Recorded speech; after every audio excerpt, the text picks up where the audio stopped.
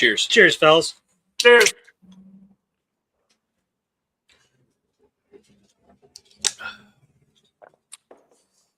What's up, everybody? Welcome to the Gary Williams Stole My Lawn Furniture Podcast. Happy Wednesday, June 3rd. Thank you, buddy. Happy Wednesday, June 3rd.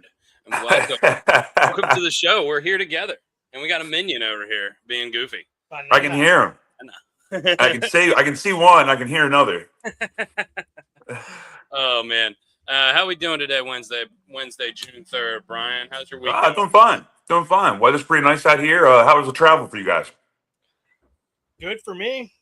No delays. That's good. Let's keep it that way because I remember the last time travel didn't go so smooth. Yeah, it's always a hassle.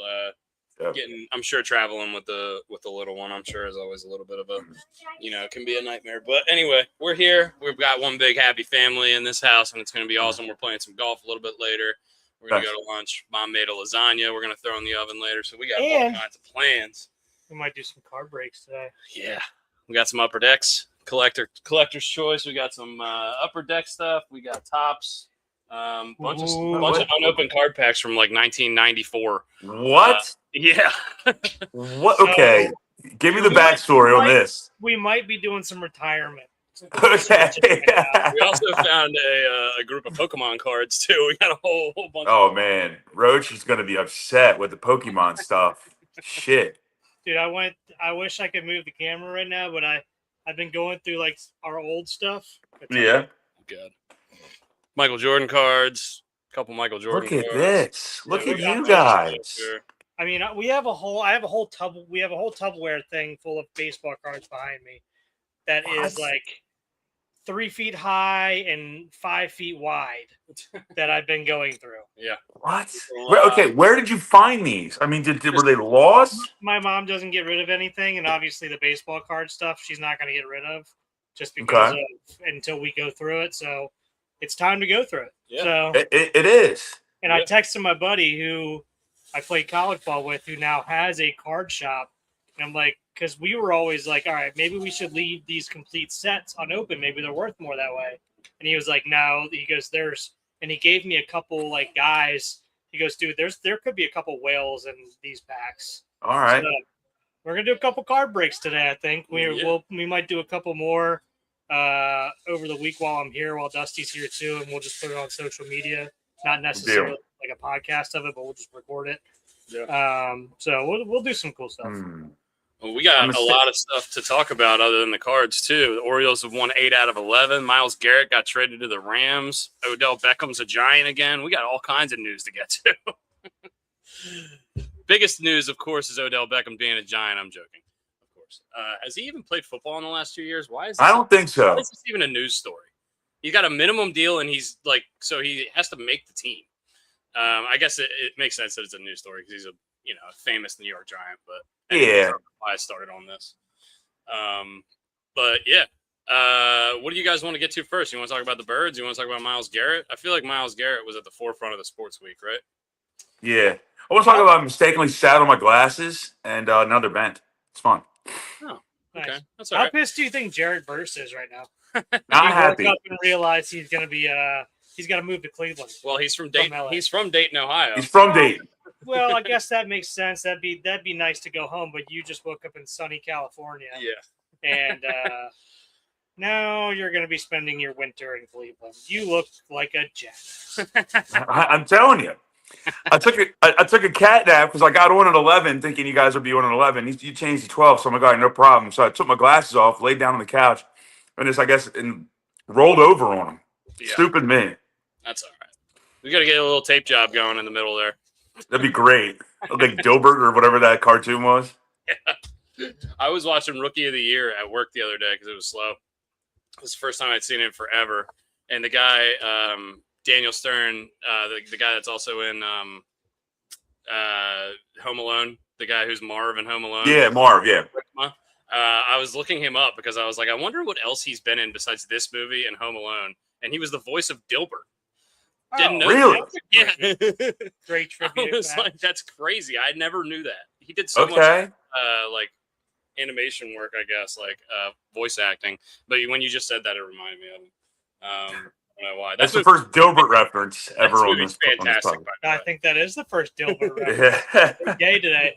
Big day today for the show. I remember we used to have a Dilbert computer game we used to play all the time. Yeah. Yeah. Do you guys? So, I mean, going back to the card stuff again, Dusty might remember this. I don't know if you do or not. Do you remember the card game Showdown? No, I have no idea what that is. It was like a card. It was basically looks like baseball cards, and No. you played like you'd roll a dice. You rolled dice, and one of them like you had guys like Mark Grace was or whoever was a good like on base guy, and one guy was a good fielder. What guy? Whatever.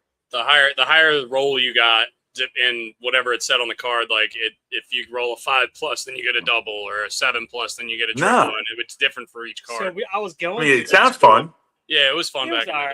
Yeah, I mean, it wasn't anything crazy, but I was like, it was just thrown in with our baseball cards, and I was like, oh shit, I completely forgot about this. See, now that would be like that was a great fun game for us as kids when we didn't have the internet and all that stuff at our disposal. Now it's probably well, obviously it's archaic, and no kid would enjoy this anymore. I would love it. I don't know. Pokemon cards are back, so I mean, yeah, the card collecting thing is back, but that's almost more of like if you collect them all, it's like you get some sort of satisfaction out of getting all of them and completing sets and stuff like that. Yeah. But you don't see people like going to tournaments and playing Pokemon like they used to. If you're gonna do that, you can do it on your phone or on the computer or whatever. Apparently, Pokemon Go is back now because I don't think it ever left. I think it just for like the younger generation. I think it's always been there. Yeah, right? I was gonna say. Is that the one where you would go around looking for them? Yeah. Yeah, people were walking on cliffs and walking shit. into the street and when in the middle of traffic and stuff. Yeah, I think I've told you this story before, and if I haven't, I've definitely told Roach because Roach is into Pokemon stuff, like collecting the cards. And when I was with General Dynamics, I had to go to a continuous education course, and we were up in like right near Diamond Ridge, up in like the Windsor Mill area, and they flew in this instructor from wherever, and he was like heavier set nerdy guy, whatever, who cares. He goes, class, it's time to go to a break. And we had just come back from lunch. So like, I thought like maybe the guy had to take a shit. No, we see him run out into the street and he tries to catch whatever he was trying to catch. And he got hit by a fucking car right in front of the entire class. I'm like, what the hell? He got hit? It didn't go well for him. Let's just say class ended that day and he didn't come back. I mean, how do you get so like locked in on that you can't? I understand like being distracted by your phone, but walking straight into traffic. I mean, what are we doing? Yeah, whatever road that is to go to Diamond Ridge was that Rolling Road. I think he ran out into the middle of Rolling Road. It might be Rolling Road actually. Yeah. I haven't been over that side. And that's like a curvy road to get back to Diamond Ridge Golf Course. So it's a rolling road. Well, yeah. So there's some blind spots when you come around a turn, and all of a sudden there's just some heavy set nerdy guy with his phone out in front of him, just chasing like this, and he just got chasing a Pikachu across the street. Yeah, he got splattered. Oh man. But anyway, back to football. Yeah, we rant a lot. Let's get to this Myles Garrett trade. So it's a first, a second, a third, and Jared Verse for Myles Garrett. Is it this year? It's this year's first, correct? And then it's cascade. So this year's first, the following year's second, and the following year's third. Yeah. Okay. So apparently, and I think his name's Andrew Berry, the GM of the Browns. Is his name? Yes. He was not seriously considering trading Myles Garrett until Jared Verse was put on the table. That's the quote that's been going around. I tend to believe that. I mean, you get a player that's going to be good now. You're not going to be good this year anyway. So maybe you can develop this guy, and he's younger, and you can extend him. Probably not for the crazy amount of money that Myles Garrett just got, the biggest contract in history, outside of a quarterback position, I believe. So I see both sides of this trade for sure. I think there was a lot of people that came out initially and said, you can't even do this trade in Madden. Why would the Browns do this? But I mean, if you're the Browns, you got to look in the mirror. Like, what are we going to do? Like, what are we going to do this year with Myles Garrett? What are we going to do these next 3 years with Myles Garrett? We've got no quarterback. We've got a sunk salary cap because of Deshaun Watson, which is going to be at least another year or two of that we're going to be dealing with.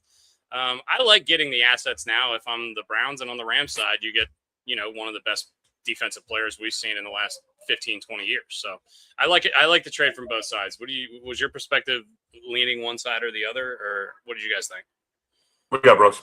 Yeah, I mean, I'm in agreement here. I think it's the right move for the Browns. I think it sucks. Obviously as a fan and as somebody who plays for the team, I would think this sucks, but I think this is the right move. And Jared Verse is no slouch. He's an all-pro. I believe he's an all-pro. He was almost the rookie of the year a couple years ago. He's a really good player.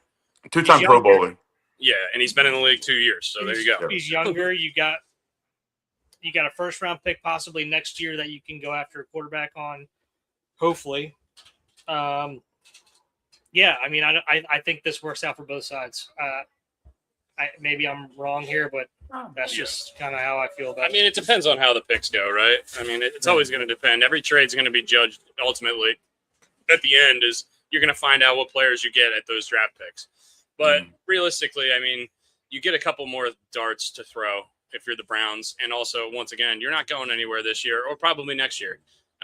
With Lamar Jackson still in the division, with Joe Burrow still in the division. I don't really know what the hell the Steelers are doing, but it's great for the Ravens. I think it's great for the Ravens too. The trade has multiple layers. One, it's a good deal for both squads. Rams are in win mode now with Matthew Stafford on the back end of his career, and definitely on the 17th or 18th hole. Nice, Laura. I've been drinking since 10. I've been drinking since that shotgun. That was the first sip of alcohol I had. So Rams are in win now mode. The one thing that might be a negative for the Rams is, Myles Garrett is now with his new team. He knows his value, and since he signed that massive deal, the market has reset itself to $47.5 million. See Micah Parsons. So he might walk in that door and then immediately make a contract demand. Well, his agent would make a contract demand. Just something to think about. Not that he's done that yet, but it's something to think about. Because he did break the sack record. That's a pretty big chip to have when you go to the table. So I listened to Schefter when he broke the news on he went on McAfee shortly after he broke the news and was talking about this. They asked him specifically, do you think this is going to be a big contract extension thing after the trade? And he said he didn't expect it to be that way, at least in the first year. But I think this is maybe next offseason something we're going to be talking about, maybe him getting another extension down the line. I think for this year, the focus is going to be, I mean, you got Matthew Stafford, the reigning MVP. He's probably on a shorter lifespan. Of course, now that you've drafted the quarterback at 13, they also traded their other first-round pick for Trent McDuffie. A lot of people forget about that because it happened 2 months ago in the middle of baseball season. Did forget about that. They've really revamped that defense, and now we've got rumors that Aaron Donald wants to come out of retirement and join the forces of Myles Garrett, which would be a terrifying thing because he stayed in shape. I guarantee you he stayed in shape. That dude's a psycho. It's terrifying. Now, go ahead. No, from the Browns' perspective, look, you were making Myles Garrett the defensive version of Joe Thomas. So you were just going to waste an entire career, and that would have been a shame. So you get basically get 2 first-round picks. You get Jared Verse. You get a legit first-round pick, which most likely is going to be in the high 20s to maybe even 32. But you can package that because you're probably going to be a bottom 5 feeder again this year. Or this coming season, so you can package that and maybe move up a slot or two to get the quarterback that you actually want. Yeah, say they're the 5th best team in the league this year. Now they have the ammo this year to say, hey, we're going to package 5 and 25 to try to move up to 3, and then maybe we can throw more on top of that. So they have more ammo if they want to move up for the quarterback. And, of course, this quarterback class, we say this all the time, it's expected to be very good. It could be it could look completely different at the end of the year. I remember a couple years ago, we all thought Spencer Rattler was going to be the glorified, bona fide number 1 overall pick, and I think he ended up getting drafted in the 6th round that year. It can change so much from now to then, but they have a lot more options now. They have a lot more cap flexibility if they want to go out and sign free agents next year as well. They do have Shedeur. And they have Shedeur Sanders. I mean, say what you want about him. He played better than I think most people thought. 100%. Yeah, he played. I think he exceeded a lot of people's expectations. I mean, they looked competent on offense.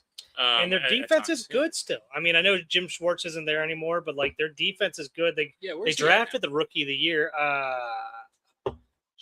Where'd Jim I forget Schwartz I forget the defensive rookie of the year's name, but he's like a linebacker or something. Pretty good. Yeah, and honestly, they've been drafting relatively well for some defensive guys, and I mean they've gotten not Bradley Chubb, Nick Chubb. I mean I know he's gone, like his career's kind of done now with some injuries and stuff like that, but He's not doing anything. I would take Jim Schwartz on the Ravens staff. Apparently, he quit after being passed over for the head coaching job, which I understand. Well, good. Shout out to our boy Ryan Ripken and his show, and the boys, the Ryan Ripken show, because Schwartz was on there. Did you read the article? No, I did not. All right, it's on ESPN.com. So the Ryan Ripken show getting a little bit of love there. Nice. Schwartz. I'll give him a shout out for that. That's awesome. Absolutely. Schwartz went on the Ryan Ripken show, and ESPN picked it up and put it as their number one headline as of about an hour ago when I was waiting for you guys. About how you can't force relationships, so that's why when he left, he was basically saying, and I'm going to paraphrase, all the defensive players on that team had the best years of their career. I was passed over for the job for an offensive guy.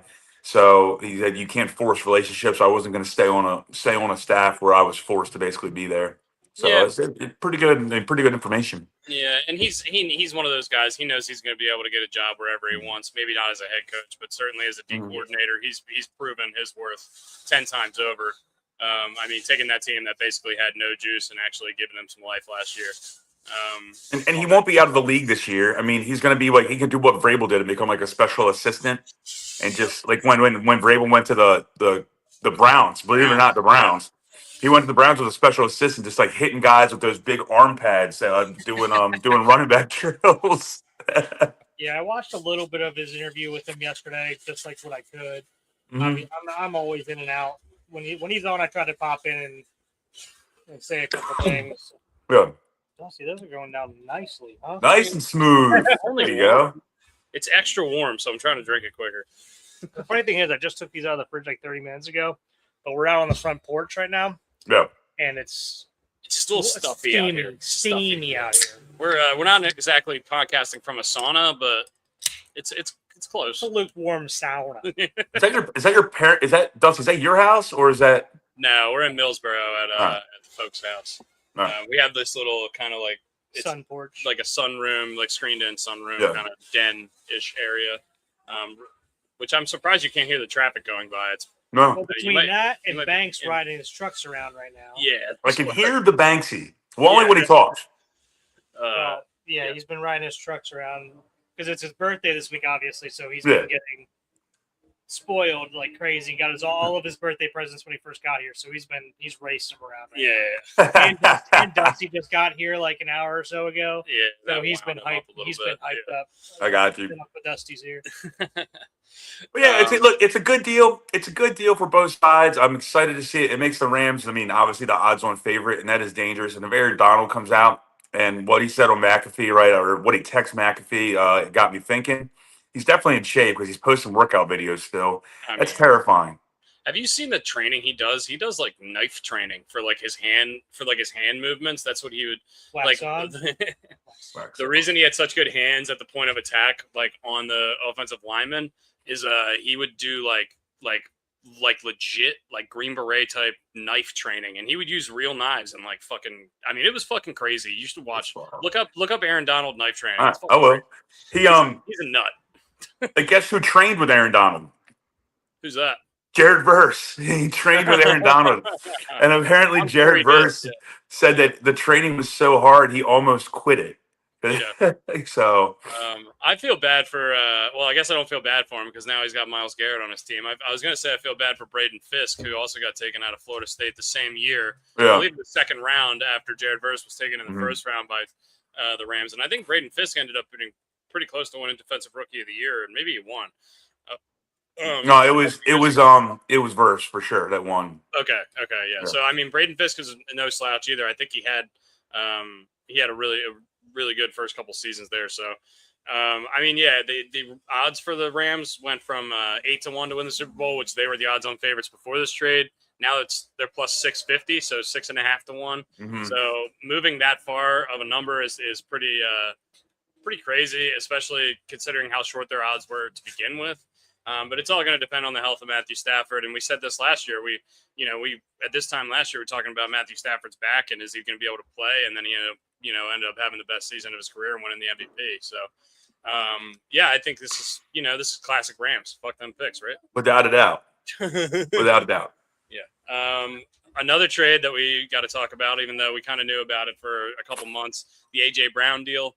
A.J. Brown was traded for a 2028 first-round pick and a fifth-round pick or something, some sort of late-round swaps that we don't really need to worry about. But in essence, it's a first-round pick and maybe a fifth on top. But it's not this year's first-round pick. It's next year's, which I think was interesting. Do you think that was the Patriots saying, hey, we don't want to give up this year's first-round pick? It might be valuable because they have a tougher schedule.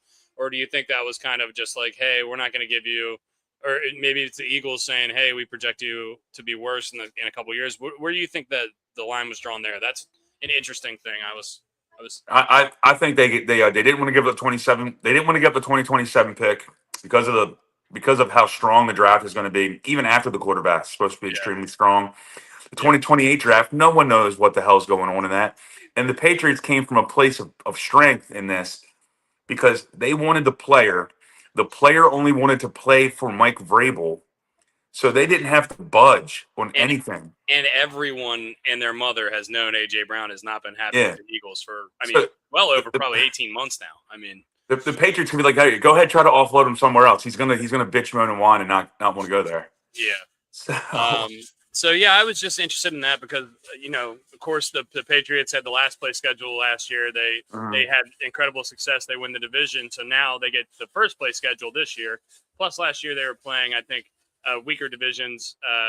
The divisions were playing weaker divisions. So I think they just have a much more difficult schedule this year. Also, they have a lot of off the field stuff going on with their head coach. Honestly, I'm still kind of shocked that Mike Vrabel still has a job. I at this point, I'm pretty sure he's going to keep that job. I don't necessarily think that they should have fired him, but I just feel like based on the society we live in nowadays, I felt like it was coming. So this is just one more wrinkle to add. I'm not super high on the Patriots this year. Nor am I. For that schedule. And I think we have to remember, look, you can only play the schedule that you're given. So it's not the Patriots' fault they got the schedule they were I'm not dealt. blaming them at all. Yeah. But they also got lucky in like 2 or 3 games where like the quarterback of the team that was like on par with them was hurt. So they got to play like backups.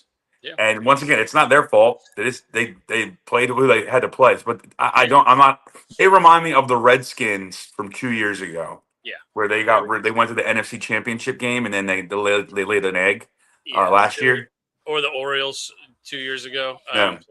But yeah, it's it's I don't know. Is the receiving core is a lot better than it was last year? They have A.J. Brown. They bring in Romeo Doubs. They still have Kayshon Boutte. They still have Pop Douglas. They still have Matt Collins, who's basically the top 3 on their team last year. They add these 2 weapons to that. Travion Henderson with another year under his belt. I don't really know. Maybe Will Campbell is going to get healthier. I mean, he was definitely hurt for them down the stretch. But they also benefited last year from, Patrick Mahomes went down for the season. Joe Burrow missed most of the season. Lamar Jackson missed a lot of the season. Most of the really good teams in the AFC, most of the really good quarterbacks in the AFC weren't really in the picture last year. So they kind of and not once again, you can only play the schedule that's in front of you. So all credit to them for going out there and performing. And Drake May, clearly they seem like they struck gold with him. He looks like he's really good. Yeah, and it was announced, or at least it came out today that Boutte has said he'd be interested in a trade. Oh, really? Traded out of there. Yeah. Well, I mean, look, if you're the number 3 option and then your team brings in A.J. Brown and Romeo Doubs, you're probably not going to be the number 3 option anymore. Hey, play better. Yeah. Well, his name is Boutte. Boutte. Brooks is over here looking through some old-time photos. I found an awesome picture of Dusty yesterday, and I'm trying to find. There it is. Oh, dear. What's crazy is I actually remember this. All right. Well, don't mention it yet. I'll bring it up later. Okay. I actually remember this. I got some pretty freaking sweet jorts on in this photo. So, all right, Brooks, did you ever own a pair of jorts? I'm assuming if Dusty did, you did. Oh, yeah. I guarantee you that those pair of jorts were at some point Brooks' pair of jorts. I mean, every single piece, most of the pieces of clothing I had as a kid were either hand-me-downs from him or our cousin Kyle. So yeah, it was basically, but that's what we did. And I had some six starter jackets that went through a couple of generations. There was an old green starter jacket that we had. That's all some shit for sure. Yeah, I never had any jorts. I played soccer all the time, so as a youngster, so I always had like the athletic shorts, like them. I had a lot of Miter. If you remember that brand, Miter. Jeez. No. I think these are. They look like Big Dog. They got a big dog on them. Big Dog. I love Big Dog. Big Dog. Oh man. Yeah. Any other trades that we missed? Oh, Russell Wilson going to CBS. Yeah, that's a good move for him. I think it's a good move, and also interesting that he, in no part in the release did he say he was retiring from the NFL. He just said, "I have taken a job from CBS Sports, whatever," and then all of the stuff continued. But at no point did he say he's retiring. To me, that means, hey, I'm going to try to stay in shape and get back on the field in the middle of the season if I can. Maybe do a Jason Witten where I call games for a year and then I go back and play for the Raiders, whatever. I mean, good for him. He's earned the right to do whatever he wants. And I think he'll be good on TV. I think he gets a lot of negative publicity for the last 5-10 years of his career. Since he got traded to Denver, really, it's been a disaster on the football field. And then I think some of the quirky stuff off the field that used to be funny, not so funny anymore when you're not as good. But I think he'll be good on TV. I think he speaks very well, and I think he'll be good in terms of articulation and explaining stuff going on. Also, former Walter Payton Man of the Year, so a guy that's like a linchpin of the Seattle area for a long time. I mean, I tend to. Once again, a lot of people make fun of him, but I try to, especially after their careers, I tend to start thinking about these people more positively, and I think you should. It's funny to make fun of people, but whatever. What I find, and this doesn't have to do with Russell Wilson, this has to do with the NFL. It's the middle of baseball season. It is the NBA Finals and the Stanley Cup Final, and NFL just finds a way to drop the hammer and just take over the headlines. 100%. It's year round. That's the reason that this deadline is on June 1st, because they know all the eyes are on the other sports, and they got to keep people invested in theirs.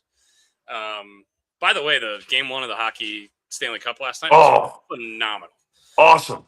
There was 3 goals in the first 10 minutes. Yeah, it was great. It was awesome to watch. I watched the whole thing. It was great. I didn't watch any of it. I watched the Orioles game. I was at work. I was watching them both. I had them both on. Well, I was flipping back and forth, so I can't say I watched all of it. I was flipping back and forth, but we'll get to the others in a minute. But the hockey was phenomenal. Hockey was phenomenal. That was game 1 last night in Carolina. We've got game 1 of the NBA Finals tonight. I believe they're playing. Are they playing in New York or San Antonio? Game 1. San Antonio. Yeah. San Antonio had a better record, so that makes sense. I mean, unbelievable game 7 as well from basketball, but. The hockey game last night was unbelievable. If you missed it, Carolina was on their home ice. They scored maybe 30 seconds into the game, and then ended up putting a second one in net, I think maybe 5 minutes later, and then Vegas just kind of chipped their way back in. It was a really, really good back and forth game. The crowd in Carolina was hot.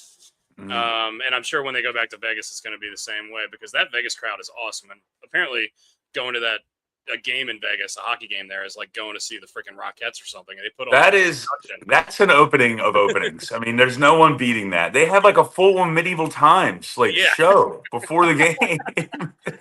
Dude, yeah, I remember when we played them in the Stanley Cup Final, and I was like, this is ridiculous. You know how you would turn on to see the national anthem? Well, they have a full-on 30-minute show, then the national anthem gets sung. They got a knight coming out holding up a sword. I'm surprised they don't have horses on ice. Yeah. There's a great picture of you at medieval times sitting behind the bar at Pig and Rooster. Yes, there is. That story is so ridiculous. You know what's really, really funny? Last night I had a couple in from Oregon. Their son's in the Coast Guard in Ocean City. And they said they flew into Baltimore. They had never been to this side of the country. They had never been to Baltimore. So they went to an Oriole game on Friday night. Yeah. They said on Saturday they woke up. They were staying by the baseball stadium. They went to the Horseshoe. They went to Top Golf. And then that evening they went to Medieval Times. They were like, we went to some medieval thing. And I was like, we went to Medieval Times at Arundel Mills Mall after you went to an Oriole game and then the Horseshoe Casino and Top Golf. I was like, this is your best introduction to Baltimore ever. Oh, like, you guys went to like a tour de Maryland in like a 24-hour span.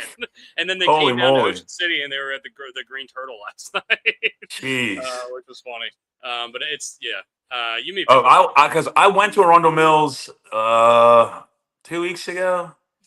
Something like that. And I had to go in there to get something, to buy something from Cabela's. And I had to walk by Medieval Times. That place was hopping. Good. I mean, really love it. You could hear it. You know how Arundel Mills is like a big oval? You could hear it like a quarter of the way. Like, you were still a good distance away. You could hear the crowd. It was nuts. Yeah, you awesome. just get real into your Heath Ledger. Oh man, that's a fucking movie there. Sorry for cursing Course Banks right here. That's all good. My fault. But yeah, that's awesome. Oh, yeah, man, watch out, buddy.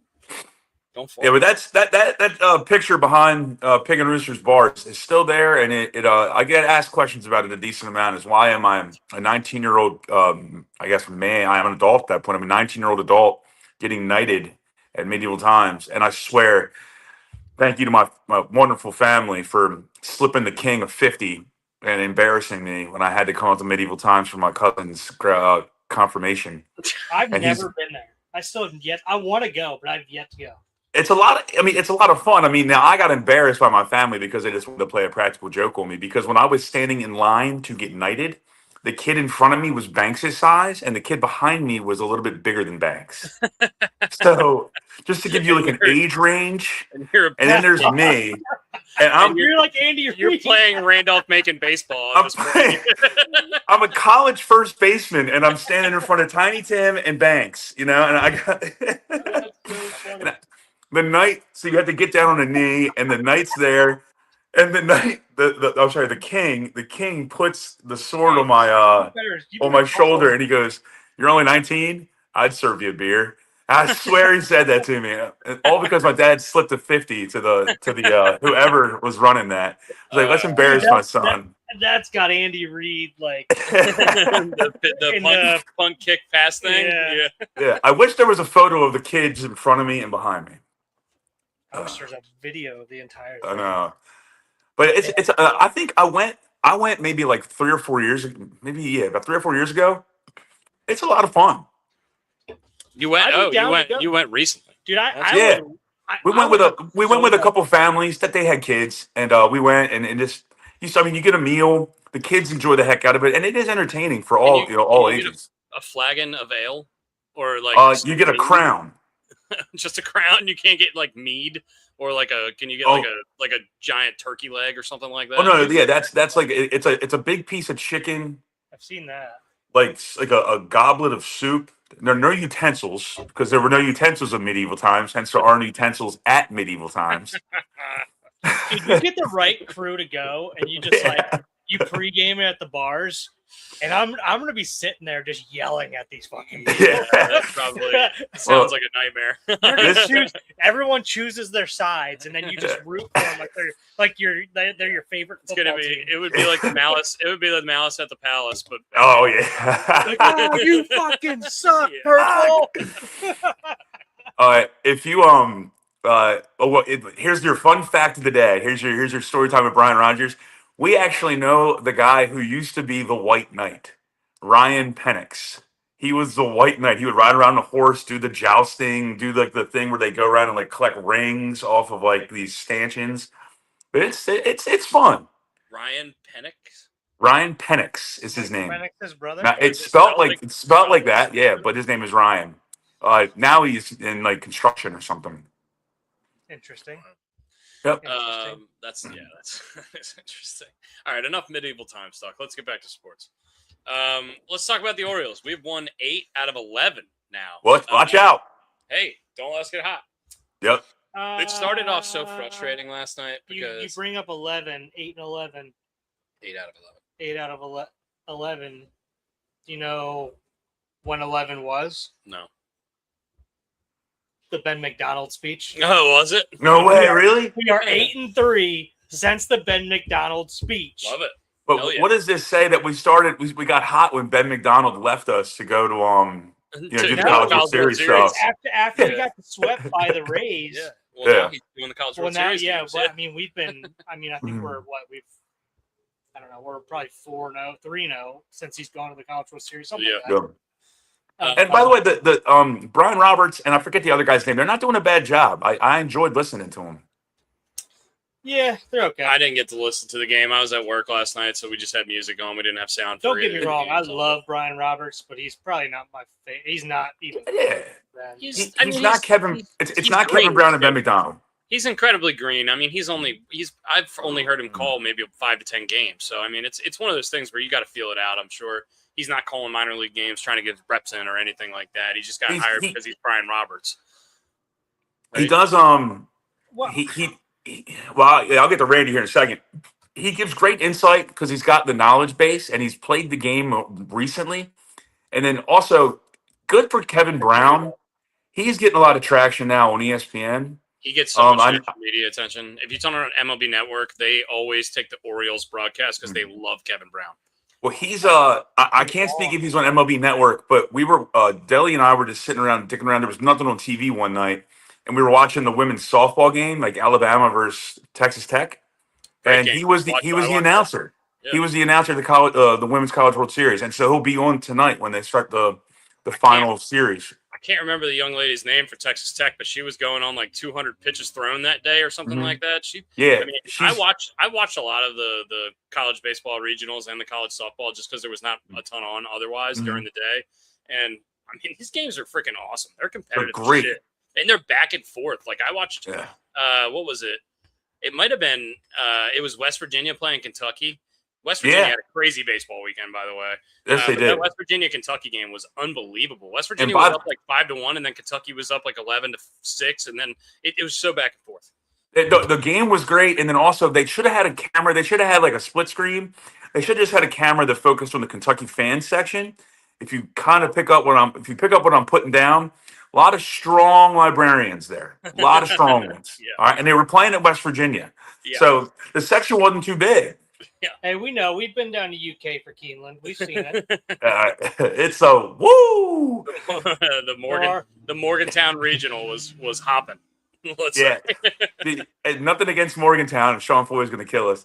Nothing against Morgantown, but the Kentucky, the level of Kentucky librarians and the level of West Virginia librarians, not in the same bracket. I mean, technically, I guess my wife is alumni of Kentucky. She can root for them. That's true. That's true. She's a Kentucky Wildcat. So Orioles 8-3 in their last 11. Thank God.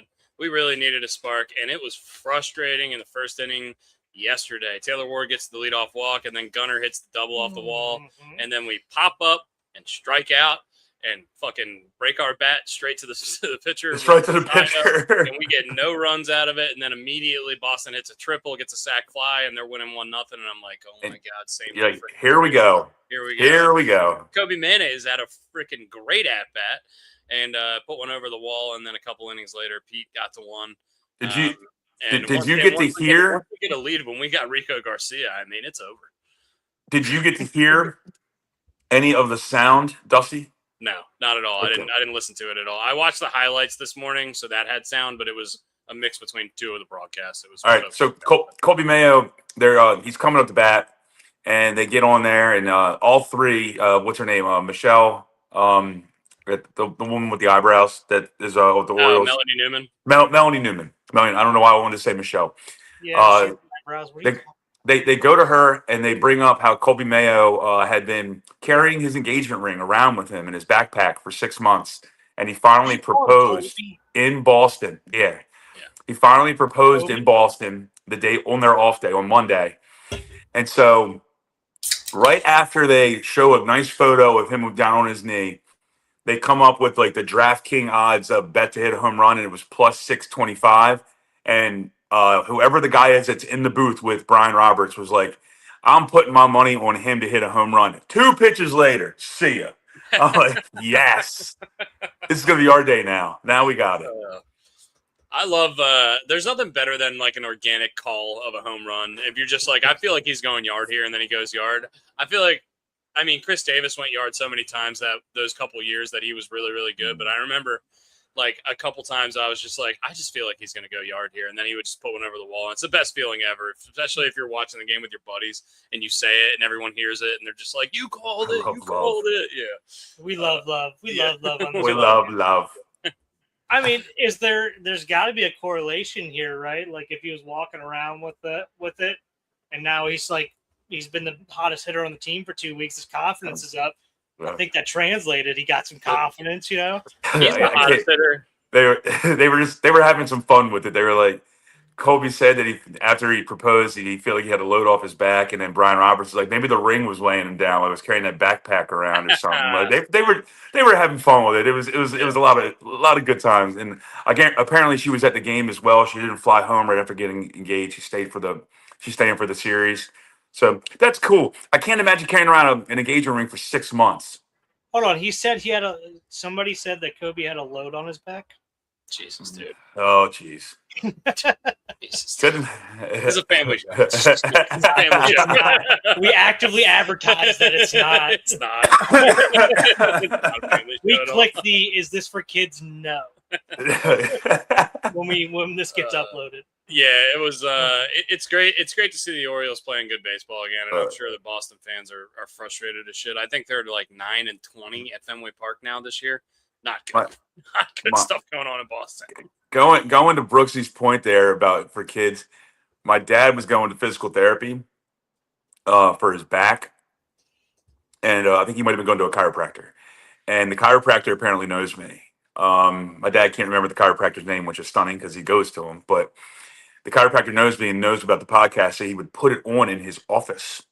And then, like after like 1 or 2 episodes, us cussing, he's like, "Gotta turn this off. Can't really have it on anymore." We never advertised that this is gonna be a PC podcast. I mean, we need to. I guess we're gonna need to start bleeping ourselves a little bit here. Nope, will not. Just joking. That's not our brand. We would never do that. But We say that this is. We are the pod. We are the bar podcast. Yeah, it really is. We have a bunch of clowns at the bar. But yeah, Shane Baz last night, really, really good, sharp stuff. Especially, and they put the numbers on the screen at some point last night. Masson did the curveball number. He's throwing it more. He's throwing it and getting a lot more swing and misses on it. It looks sharper. He had one yesterday that I thought he hung a little bit. It was kind of up in the zone, and he still got a swing and miss on it. I know exactly which one you're talking about. I don't know who was batting. Yeah, but it was. It just looks a lot sharper. It looks like he's got more confidence throwing that pitch. And I think the guy's name is Rob Friedman, the pitching ninja on Instagram. If you know Pitching Ninja, he posts a lot of the overlay stuff. He was on the Ryan Ripken show last week or maybe earlier this week, and he was talking about Bradish and Baz having Cy Young caliber stuff if they could figure it out in terms of consistency. And we saw this the reason we traded for Baz in the offseason, the reason we gave him that extension. We saw that last night. I mean, that guy's stuff is really, really good. Let's take a step back. Like, I agree with everything that you just said, but what is it sharper? Maybe, probably, yes. Like, is he got a better feel for it? Probably, yes. But it also makes it a whole lot more effective and harder to hit and to even sit on and guess on. When one of the other stats I saw last night, he was 17 for 21 on first pitch strikes. I knew it was coming, and that's I already know when you start making a point. Yeah. This is why we're all friends, because I was going to say it. Once I was like, and he was getting ahead. I cannot stop thinking of Brooks when a guy throws the first pitch strike. But it is because not even 2 strikes. Like the whole at bat's just harder. Yeah, it's not like, think of it as you guys are hitters, right? I mean, I haven't been a hitter since high school, but like even when I was hitting a bunch, like the whole at bat is just entirely harder. And if it's 0-1 or if it's 1-0, like if it's 1-0, I'm fucking swinging out my shoes still. Yeah. If it's 0-1, I'm getting a little bit more protective throughout, like until it gets to 2 strikes or whatever. But like And like on top of that, with how they're playing recently and how much confidence they have, the defense has gotten so much better, which makes it in turn so much easier to pitch. Yeah. When you have confidence that like the ground ball last night to Kobe Mayo, and then I mean, this is going to sound like a shot, but I don't mean it that way. Blaze's arm is so good compared to Jackson Holliday's, just because Blaze has a fucking howitzer. He's got a fucking hose on him. Because I think he's the only one that could have turned that. When plays like that are getting made behind you, it makes it so much easier to pitch as well, and it gives you so much more confidence to throw balls in the zone and to catch the zone instead of nibbling here and there or feeling like you need to make a perfect pitch. Yeah. Or second guessing certain pitches in certain times. Yeah. So it's a tunnel down effect or a domino effect, I should say. Domino effect. Yeah, and the proof's in the pudding just to go the negative way for the Red Sox pitcher. The home run to Mayo, he started out. I think he started out 2-0. Now Mayo battled and went 9 pitches before he hit the home run. Mm-hmm. But the Pete Alonso home run, he started behind in the count. Not Alonso, the pitcher. The pitcher started, with throwing a couple balls, and Alonso can then sit there and tee off, which he did. That ball was smoked. Yeah, that ball was out of the yard in half a second. He gets to be so much more selective than. Like, even if there is a borderline pitch, whereas, like, if it's 0-1, 1-2, 0-2, whatever it is, you got to maybe put a swing on it, whereas, like, he's like, that's not the one I was looking for. I'll spit on it. If it's a borderline and it calls a strike, whatever. You live to see the next pitch. But, I mean, you made the great point there, Brian. I mean, I think Pete Alonso was 2-0 at some point in that. And then you can pick a pitch, pick a quadrant, you can pick whatever, and then you can become a guest hitter for at least a pitch or two. Anthony Santander was a fucking great example of that when he hit 40+ home runs a couple of years ago. Doing these days? I don't know what he's doing these days, but that year that he hit 40+ home runs for us, he was getting ahead in counts and he was fucking teeing off on basically pitches that he guessed right. And that's why he would get so hot and cold, but I mean, it definitely makes it a lot easier to hit for sure. So Connolly Early, by the way, one of the all-time names, Connolly Early. That's a guy's name. That's a hard name to say over and over again. Can you imagine? Connolly Early. He had to go to a private high school, and then he went to UVA. So he's playing the private school card really good. Not the UVA's private, but it's a little uppity. Earl Early. Should have named him Real.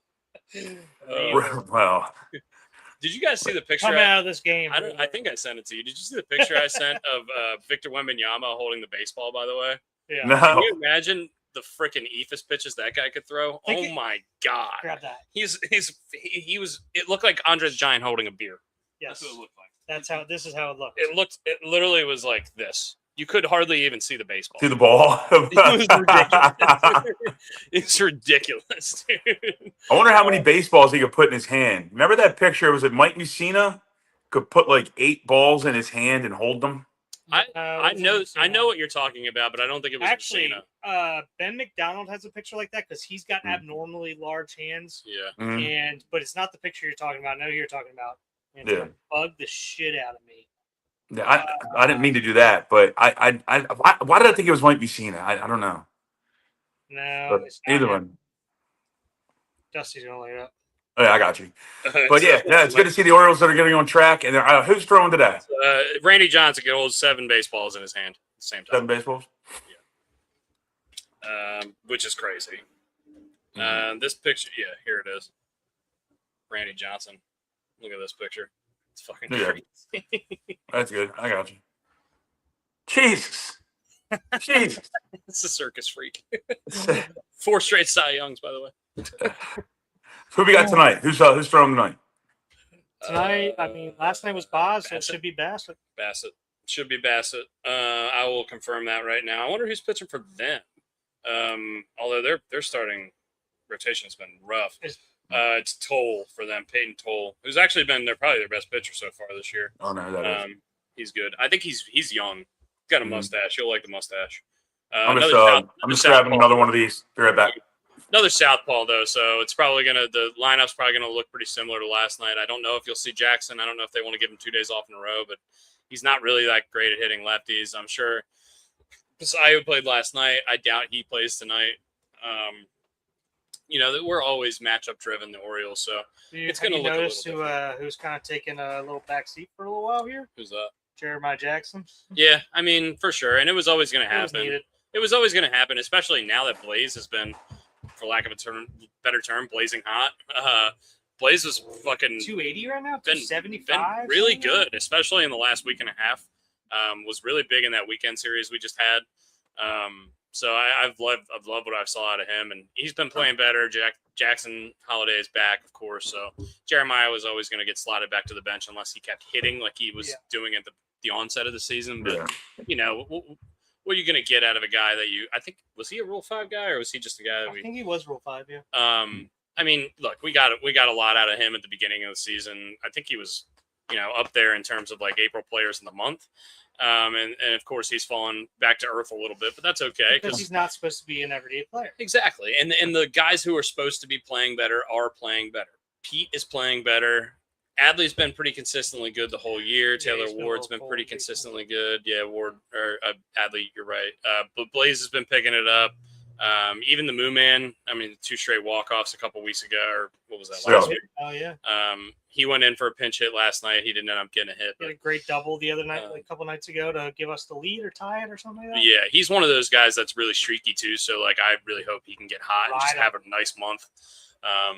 Because that's just more production out of the bottom of the lineup that we just haven't had all year. Keep the confidence. And Kobe Mayo. He's up to 7 homers on the year. I know it's not much, and I know his average is still in the tank, but it looks like he's getting gradually better. It feels like he's having better at bats. I know he had the homer last night. Yeah. So if you just watch game to game, even though the numbers might not be saying it, it looks better to watch. Big Town Big Town Sports put up a stat a couple days ago that he is by far the best hitter on the team against lefties. So he's going to be he's what a couple of different podcasts I've heard say this. He's been what we hoped Tyler O'Neill would be to lefties this year. Yeah. Probably what we hoped Taylor Ward would be. Taylor Ward's been a completely different player than we expected, although he's been great. I'll take it. It's very strange. Somebody brought this up the other day. But is he the player that we traded for? No, but he's still a productive player. He's kind of morphed into the player that we needed at this time, I should say. He feels Westbergy at the plate. We've thrown him kind of. We've thrown him into the leadoff spot, and he's done he basically just took that and ran with it and transformed his entire approach, which I give him a lot of credit for because he didn't just sit there and say I'm going to sit there here and try to hit bat 240, and I'm obviously not going to get the RBIs. I could still possibly get 35 plus homers, but what's that going to do hitting solo homers? He basically just transformed his own game and said, okay, this is what they need me to do. I don't know if they told him to do that or if this is on purpose or whatever. I assume it is. They're at the big league level. But I give him a whole lot of props for doing that. And to piggyback on that, the amount of selfless play that we've seen over the past week and a half is so refreshing to see. How many bunts we tried? 3 or 4. We had 3 or 4 laydowns last night. We're attempting a lot of them. It's fucking great. There's guys there's so many things that are happening right now on the field that are team driven, selfless, unselfish baseball. It is awesome to see. Yeah. We manufactured a run yesterday. I can't remember the last time we did that. Beginning of this, I remember we did at the beginning of the whole assembly line too. Yeah, we did. We really did. I remember we did at the beginning of the season. We're like, all right, this is the Abernathy way. Then we obviously we stopped playing defense in the outfield and we stopped punting. We stopped doing all that shit. But the last week and a half has been, I'm blown away and so happy with what I'm seeing as well. Yeah. And also to piggyback on that, the pitching staff. Oh, amazing. Yeah. Night and day. Amazing. It's been great. I think we had the best starter ERA since the beginning of the middle of May or whatever. Say what you and I want to bring this up because I've heard a lot of people talk about the Rogers' last start. That was a great start. say what you want about it. I know he had the rough 7th inning. A lot of people said like, oh, they should have taken him out in the 7th before he went out there. Why? He was cruising. Exactly, and he was at 80 pitches. Yeah. Why would you take him out? Yeah. It's just hindsight. It's hindsight. It's 2020. Yeah, I totally agree with you. I think he was great for the first 6 And innings. I went back and I looked at the last 5 or so starts, and we've talked about it. It's been one bad inning every time, which is like I wish I should pull this out. I should pull out the bad inning and see what his ERA is. Yeah, it's probably pretty good. He's pitching better than we think. Yeah. He's just having that one inning. Better than the numbers say. Yes. For sure. And also props to the bullpen once again, Rico Garcia. I don't know who the most Helsley goes back on assignment or rehab assignment this week. I don't know if we can we can't give out most valuable Oriole. We're only like a third of the way into the year, but I think at this point Rico Garcia has got to be in consideration. He's been fucking unbelievable. Mm-hmm. He had like 61 straight batters they faced without giving up a hit at some point in this season. He's gone, I think, his last 13 innings without giving up a run. He's been unbelievably 0.65 ERA. He's been unbelievably consistent for us, and a guy that just came out of fucking thin air. So I mean, I once again, I don't know if we can give out most valuable Oriole. I don't know if there's other guys in consideration, but he's been fucking. I was thinking about this last night. Where did we get him from? Who knows? I honestly don't know. I have no idea. I don't know if he's a Rule 5. I don't know if he's a fell from Jupiter into our laps. Yeah. It was great. I want to do this. Drops of Jupiter. What are your drops of Jupiter in the air? Who are your guys? You can only name one. Who was your most underrated Oriole this season? Because I was thinking about this, listening to a couple shows like over the past 2 weeks, and I have a pretty clear one that someone that I expected nothing from. Yeah, well, yeah. Who came out and that, and who is the most underrated as well? Like somebody who's not getting enough love either. I'll go Blaze. Blaze and Leote were the two that came to my mind. Leote. I had no idea he has 20 some RBIs, a 275 or somewhere around there. Batting average. Competent center field. Puts the ball down, puts a bunt down when he needs to all the time. Team guy. Does make a stupid misplay in the outfield every once in a while, but overall plays a pretty solid outfield. And to your guys' point, with Blaze, I didn't realize Blaze's average is almost up to 270, 280 again. Yeah, it's up there. I mean, I knew he was hot. I didn't know he's just skyrocketed that fast. He plays center. He plays second. He plays third. He probably plays. Well, he's another one. The best defense of anybody on the team in a lot of these positions. He's another one, and I hear a lot of people say like, "Oh, you can throw him in the outfield." Like he plays a competent outfield, but he definitely shouldn't be out there. He's not an outfielder per se. He can play the outfield. He needs Fungo Ford to go out in the outfield and hit balls off because he cannot read a ball off the wall to save his fucking life. Like the wall's scary. He's afraid of walls. Cannot get around. Afraid of walls. He cannot. Was there a phobia for that? He can't climb. If he gets close to him, he's not. If he gets close to him, he's not running into him. The ball's going to hit off of him, and he can't read a ball that hits off the wall. He's got a rocket arm. He plays a great infield, but if there's a ball and everything else besides balls off the wall, really. Balls off the wall, he sucks at so bad. Like you don't have to play a lot of balls off the wall as an Get away from the wall. He's just athletic enough where you can put him anywhere. But you're right. Yeah. He's definitely has moments where he's it's playing outfield. He's not an outfielder. It's like Mark Trumbo played outfield. Mark Trumbo was not an outfielder. No. He played outfield though. No. You know what I mean? I listened to him on. I don't know if it was Ryan's show or not. I listened to him on a show in the last month or so when he was like, I know I wasn't a good outfielder. I know I wasn't going to get very much better. I just needed to make sure I didn't fuck it up. Yeah. Just make the players make the routine plays. Yep. Because I worked hard out there. I took pride in it. I tried. Like, I just knew I was like, this is not my gift. I'm not. Yeah. I'm not that good of like, that's just not who I am. Two-time All-Star though. Good for him. Mm-hmm. Trumbo played for a lot of teams. Silver Slugger. Yep. Yeah. So, hey, well, look. League in homers in 2016. Did you know that? O's are hot. And let's keep it that way. Let's keep it. Let's at least win the series. Do you have another O's comment before I bring up one other thing? Yeah, sure. I don't have anything else. Yeah, I was going to say let's go around the league, but if you have one more O's thing, let's do it. Yeah. I don't. Grayson Rodriguez, another rough start last night. I know he had 2 decent ones. He did. Okay. Again, I don't want to sit here. Like, I like Grayson. Yeah, same. I want him to do well, but the trade looks great for us right now. It does. He had a really bad start last night or 2 nights ago. Got really bad first start back. I think he had 2 in between there that were good or decent. Throwing 9-9, but all right.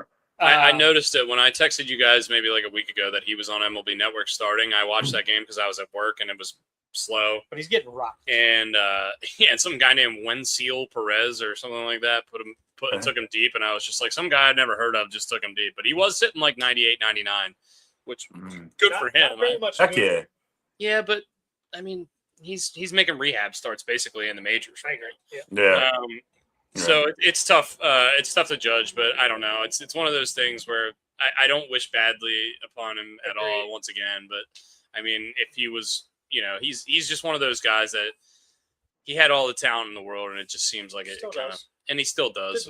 I don't know. Yeah, I'm gonna dance around it a little bit because I don't want to say anything super negative about him, and I hope he ends up having a good career. It's just one of those. Again, things. I want him to do well. I don't, but it's looking. I don't good. necessarily it's looking believe good in for it. the Orioles. And I don't necessarily believe it. Yeah. Who would have thought the pitcher that left our team that would be doing the best would be Steve Sagano, who I think Colorado, went 7. I think he went 7 or 8 scoreless last night. He was pitching last night. He was dicing them up. I was He was dicing. He was dice K-ing them up. I'm gonna go grab a beer. All right. And then we're going to do a couple card breaks, and then we're going to call it a show. Yeah, that's fine. Yeah, I know you got family stuff going on. Also, around the league, Dusty, while he does that. Yeah. The crazy stat from the Yankee game last week, because we haven't podcasted since that game occurred. They scored 13 runs in 1 inning. Yeah, I watched it. They didn't have a hit the rest of the game, before or after. That was in like the 3rd inning. They didn't have a hit the rest of the game? I think they might have had one more hit, like throughout outside of that inning, they had one more hit or maybe no hits. That is crazy. The bullpen was all like, they were all giving each other high fives, losing by 10. I love that. That's crazy. No, I didn't even know that. That's awesome. The Littler got knocked around a little bit. Yes, it got knocked around for him by for the Yanks. All year, right? I mean, he's been posting like a .8 whip this year. Yeah, now he only gave up 4 runs, and that's like really bad for him. Which God, I wish that was a problem we had. Yeah, and once again, they got Garrett Cole back now. They got Rodon healthy. They've got that freaking wicked lefty Tim Hill out of the bullpen. Yeah. It's just fucking awesome. I love that. I hate the Yankees, but I love that guy. I love how goofy he is. I love how effective he is. He's just a guy that has no business being on a Major League Baseball field, but he's doing something right. He's doing it right. Yeah, absolutely doing it right. Yeah. Anything else from around the league? Munetaka Murakami, who is the odds-on favorite. The odds-on favorite to win the Rookie of the Year and got off to the amazing start is going to be out 4 to 6 weeks. I can't remember what exactly the injury is, but they're going to be playing his stuff pretty precautiously, which is super unfortunate for him. Also, Ellie De La Cruz, who got off to a nice start this year, and clearly we know the player that he is. He's going to be on the IL for at least 2 to 4 weeks per Tito Francona. So just a couple of guys going on the IL. Unfortunate timing. Especially for Murakami, who's been carrying my fantasy baseball team on his back all year long. And then, how about our boy Adele? Joe Adele? Yeah. Did you see him last night? No. Oh no. Oh no. All right. So earlier in the year, he has those 3 amazing robberies. He's got the 3 amazing robberies. Did he last night or something? Last night, he had the Jose Canseco happen. Oh, my God. What is going on? What's happening there? I don't know. It's going to be for the card break. Okay. Okay. Last night, he had the Jose Canseco occur. It bounced off his head and went over the wall. Did it actually bounce off his head? Yes. It hit his glove, hit his head, and then went over the wall. Joe Adele. I'm typing it in right now. I gotta see. You got it. It hits the glove head. Bye. Oh no! Right over the Surfside iced tea promo. And I'm drinking Surfsides. Are you drinking Surfsides right now? Who Yeah. hit this ball? Is that a lefty? Is that Mickey Moniak? I don't know. That stinks. But I mean, look, nobody's ever going to rob 3 home runs in the same game again. So what? No. Like, he's going to be fine. That's crazy. Other stuff around the league. Ohtani's still dealing. Mm-hmm. Schwarber's still fucking hitting absolute tanks. Snaps for Nolan Arenado, getting his career back on track a little bit. We kind of thought the last couple of years in St. Louis were not good. It looked like he needed a little change of scenery, and he got it this year. I think he's got over an 800 OPS. He's hitting like 275. He's still playing good defense over at third base, so good for him. And the Snakes are looking good. The Snakes are looking good. Ketel Marte is like the hottest player on the planet Earth right now. He's been going absolutely apeshit these last, especially in the last like few weeks. And they still have Corbin Carroll. They still have Perdomo, and also Erod, who's a guy that Brooks kind of talked a little bit of shit on when we were facing Venezuela in the World Baseball Classic. He's been pitching pretty good. If you look at his numbers over the course of the last 5, 6, 7 starts, he's been doing some good stuff. So good for him. A guy that we kind of wanted back a couple off seasons ago. A lot of teams were kind of going after him, and he had a rough start with Arizona, but he's kind of finding his footing there. Who was it? Erod. Yeah. What's that Gallon doing? I don't know. What is he doing? I just want to keep calling out Orioles fans for making stupid comments. He's not doing great. Not great. Where are you guys golfing today? Kurt's common Nick, by the way, who was the rookie of the year last year. Kurt's common Nick. I love the way you say it. What his on-base percentage is this year? 425. 510. No, not that far. 440. 440. Dude's getting on base 44% of his at bats. That's awesome. He's on base half the time. Base half the time. He's fucking crazy. You know who's in third in that stat? Michael Trout, Hall of Famer. Jordan's number 2 in the middle. Jordan, by the way, 305 with 21 dongs, and he's got a 1.064 OPS. Jesus. Jordan's back. He's back with a vengeance, but he's the only Astro that is alive. They're all dead. They're all dead. Correa's dead. Hunter Green is there. Not Hunter Green. Hunter Brown. Sorry, I mixed up my Hunter color. I mixed up my Hunter color. Yeah. I don't know what's going on with Altuve, but Correa broke his foot. But Jordan is just over there freaking doing what he does, which is just raking. If I can also go around the diamond, St. Gerard Softball League, St. Gerard Softball team, we're 4-0 in the league. And the guy with the most power, I think, might be a tall candy stick that comes on this podcast from time to time. Got really nice hair. Mm-hmm. Watching Chris Merrick hit a bomb, and he didn't hit a home run. He had to actually run it out. His running stance is so incredible. It is so upright. And it's like the little T-Rex arms. Super upright. He just looks like a pencil. He's mashing the ball. I can't give him enough credit. He's mashing. You ever seen him hit a golf ball? He hits it 4 million yards. He compresses. He hits golf balls so far. Not only does he have so much torque because he's 6'8", but he also compresses a ball so well. Yeah. Like when the ball comes off his club, it sounds so good. Sounds amazing. And he hits that ball that rises. Yeah, that's what I mean. He hits that Verlander fastball in golf. Yeah. Little jet plane takeoff. These are the ones that my buddy said that we should be checking for some rookie cards that would be worth a lot of money. I.e., are we gonna open all these right now? No. We're gonna do like 2 from each. Okay. All right.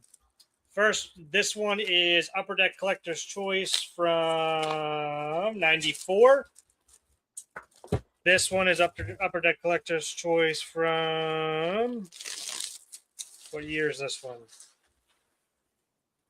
Shite. 94 as well. This is also 94 Upper Deck. This is Series 2, though. This is Topps 1993, Series 1. Jesus, look at the box. I just took some. We're taking paper off of them right now. Yeah, these Like are plastic. These are old school. These are sealed. These have been in our house in a Rothschild residence for 30 years. I wouldn't get those. Don't get those boxes wet. I know you got beers around you. I would not get them wet. Aren't worth anything. He actually said if we grab the rookie cards out of these that are worth something and they get damaged at all, he goes just use them as fire starters because they're not going to be worth anything. So you have okay. You have to be real careful with these. Okay, so in 1994, are we looking for any specific person? You said you knew. Griffey, Jeter, and 94 is Griffey? That's his rookie year? Well, he said they can be in these. Okay. Wow. Griffey, Jeter. I mean, obviously we get anybody. Potentially really Bonds. Okay. Do we have any like laminate in case we do pull a bomb here? Yeah, you pull something nice. I do. We do have some laminate. Okay. Is there a best way to open these? You open them like a bag of chips, or? I assume so. Let me hit record on this so you can see from the top as we're pulling them. We'll do some more stuff. I'm still getting the hang of this. Yeah, this is our first one. I'm gonna pull. This is also where I tell you, do not have Banks around. It's not because we don't love Banks, but just in case he grabs one and like runs away with it. Yeah. Holy shit! What's this on top? Larry Bird and Michael Jordan. That's pretty sweet. First name is Herbert Perry, first baseman for the Cleveland Indians. Don't know. Wait. How in a pack of baseball cards are Michael Jordan and Larry Bird? And it's not even like a part of the pack. So Don't know. I'm thinking it's just advertisement stuff. But Okay. We'll see. I'm going to put those to the side. You guys are nerds. You got a Biff Roberts. Biff Roberts. Mike Devereaux. Yeah. See if you can put it underneath this. Mike Devereaux. Can you see it on there? Well, you should. No, not on here. Okay. But we got Mike Devereaux card. Don Slott. Lee Smith, another Oriole great. Not in the Hall of Fame, I don't believe, but I think he should be. Yeah, I think he should be too. One of the best closers in MLB history. Dave Henderson from the Kansas City Royals. I got Cal Ripken Jr. and I got Bo's dad Dante Bichette here too. Whoa! All right. Cal Ripken Jr. card. Who is that? Nice. Who's behind him? 11. I wonder who that is. I don't know. Jeffrey Hammonds? Is that Jeffrey Hammonds?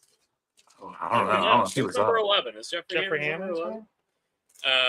These are like sticking together. Yeah, they're stuck together for sure. All right, here I got here. That can be really good or really bad.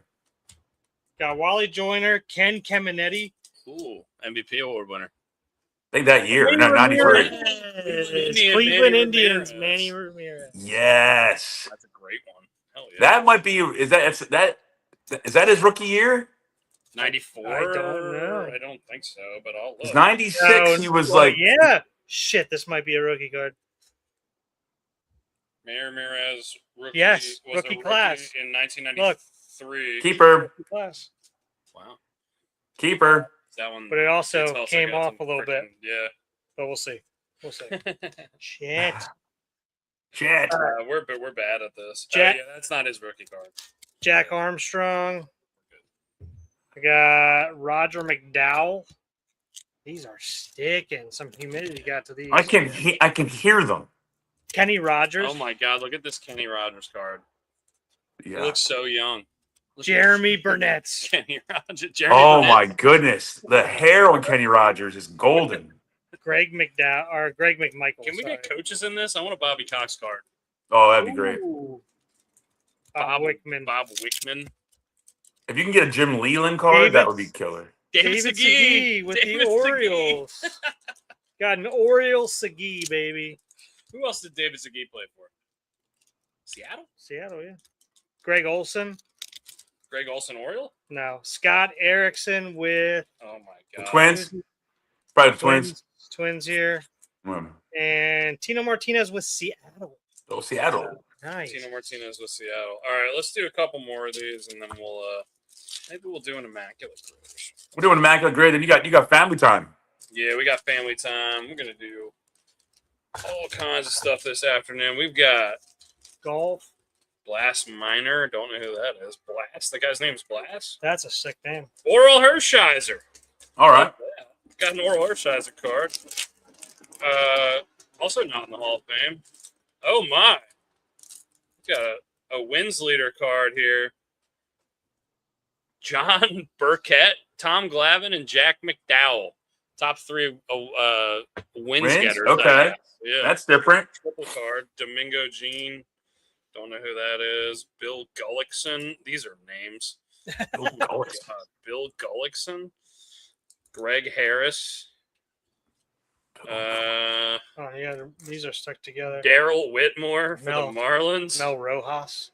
Wally Joyner again. We got multiple Wally Joyners already. I got skinny third baseman Gary Sheffield for the Florida Marlins. Whoa. Yeah. Whoa. That might be rookie. That might be rookie card. No, he started in '89. Wow. Jesus. Okay. And then Roberto Mejia, Rockies. Don't know. All right, Mike Blowers. Oh my God. Randy Johnson with the Mariners, baby. Nice. Large unit. Large piece. The biggest unit. All right. Roger Pavlik. Don't know who that is. Carl Rhodes. Don't know who that is either. Jose Valentin. Nice. What a mustache. What is this team? Is that the Brewers? It looks like a minor league. David Cohn with Kansas City. Mm-hmm. I didn't even know David Cohn played for Kansas City. Benito Santiago. Baby. Well, he was probably 12 years in the league at that point. I got Mike Kelly. Don't know who that is. Paul Molitor. Paul Brewer or Blue Jay? Blue Jay. Blue Jay Paul Molitor. I got Tim Davis, whoever that is with Seattle.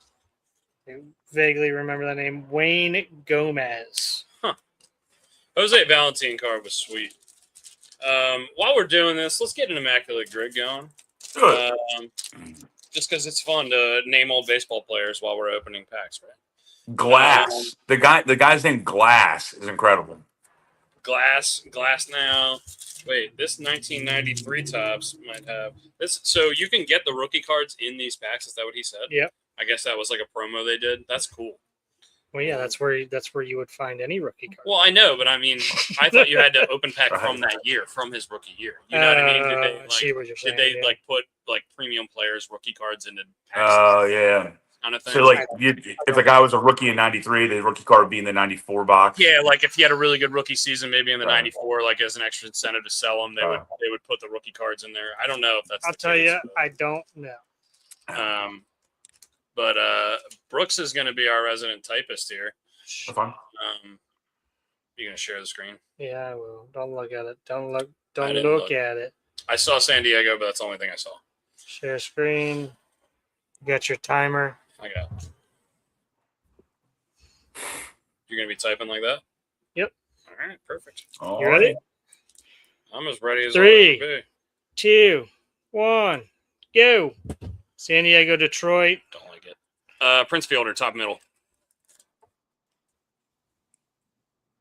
Prince Fielder, pitch one game. Johnny Gomes. I don't know. Oh my God. Jackie Bradley Jr. Jackie Bradley Jr. played for those two teams.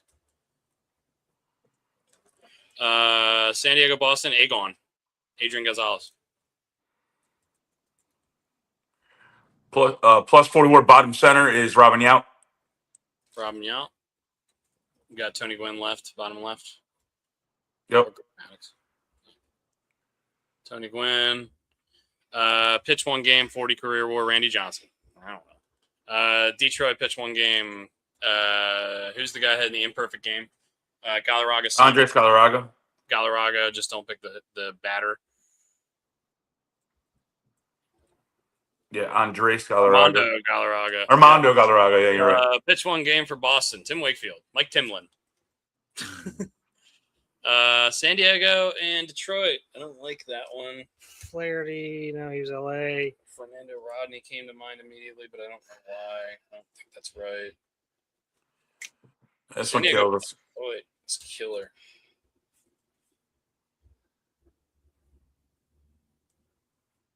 Wandy Rodriguez. Wow, that's a name I haven't heard in fucking forever. Got it. Correct? Let's go. 134 was the answer. Yeah. Fernando Rodney played for San Diego. I literally just thought, okay, Fernando Rodney. And look at that hat. Other teams. Yeah, oh yeah, it's always crooked. I love that. All right, more packs. Yeah, let's do. And then we're done. All right, I'm gonna do this one. This one looks good. I got Griffey on the pack of this one, so maybe that's a good omen. Yeah. Brian, what's your plan for the day? What are you gonna get into? I got work later. It's gonna relax till then. I took a day of doing nothing yesterday. Nafy Perez. Wow. Prospect card. Neffy Perez, right? Nafy Perez, is that his name? Nafy? Yeah. I got a Matt Brunson card. I don't know who that is. Greg Vaughn. Milwaukee Brewers card. Tom Henke. Former closer for the Blue Jays. Tom Henke. Blue Jays, yeah. Randy Tomlin. We got an A-Rod Upper Deck Electric Diamond card. That's a keeper. That might be worth something, and it's also attached to a nice little Matt Williams San Francisco Giants card. Okay. Like Matt. I'd be careful splitting those up. Yeah. Don't rip any of the stuff off. Oh yeah, I mean they're kind of stuck together. So some of these are gonna be just gonna be doing that. Where were they kept? In like our attic or basement, basically. Garages, basements, attics. Bob Tewksbury, never heard of that. I did. Yeah. Mike Morgan, Pat Millaris, and then Luis Polonia. And Doug Jones. Doug Jones kind of looks like he could be like a mountain. Got another Mike Pavlik. George Brett. Oh, all right. George Brett. How big is this freaking stat page? Okay, he's been in the league forever at this point. Oh, yeah. Yeah, I mean. This is year 22, George Brett, by the way. Mark Langston. Yeah, because George Brett won a World Series in '85. So. Shoot. Who is this guy? Dave Magadan? I don't know those. Don't know. Yeah, I've heard that name before. Onslaught. Got that one already. Onslaught. Chris Orioles. Chris Orioles, and it's a signature. Orioles. It's an auto. Nice. Love that. Lance Johnson. Don't know who that is. Oh, Lance. What are you doing? Oh, Mark Newfield. No idea who that is. If you find the Billy Ripken card, Roger McDowell. Fuck face card. Yeah. Do we Mike know Morgan. what Kurt Schilling Phillies, baby. Yeah. Probably doesn't sell for much. That guy's a piece of shit. Derek Lilliquist. No idea. Great name, though. Lilliquist? Kevin Reimer. Don't know who that is either. All right, guys. Well, where are you golfing? We're gonna post some stuff on socials of us opening these. We're probably gonna be opening a lot of them over the course of the next couple days. Do it. We'll let you know, guys, if we get anything really fun. Some of these names are, obviously, like, I don't know who Dave Henderson for the Royals was. I don't know who Don Slott was, but we got a couple Don Slots. Dave Henderson. We got Mike Devereaux. This Mike Devereaux card's awesome because he's just upside down. He's upside down. Yeah, on the back of it, on his stat line, he's just upside down. He's upside down. You're not kidding. It looks like he's on a blooper reel. Yeah, bub. Why are you taking so long? We're done. We're all done. We're all done.